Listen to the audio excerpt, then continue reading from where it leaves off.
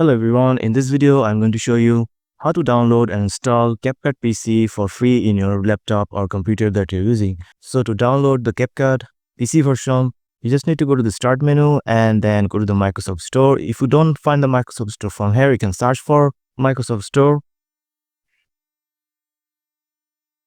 Then open the Microsoft Store.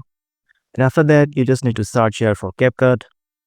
And this will show you the free version, PC version of the Capcut. So just click on it. And you just need to install this. So I have already downloaded and installed it. That's why it's showing install. But for you, you will have a get or install option. Just click on install. It will automatically start to download and install on your PC. You don't have to do anything, just simple as that. And after downloading or installing the Capcut on your PC, you will have a shortcut like this on your desktop. If you don't find the shortcut on your desktop, you just can go to the search bar again and search for Capcut, and you can just run it from here. And also you can pin it to start or pin it to taskbar.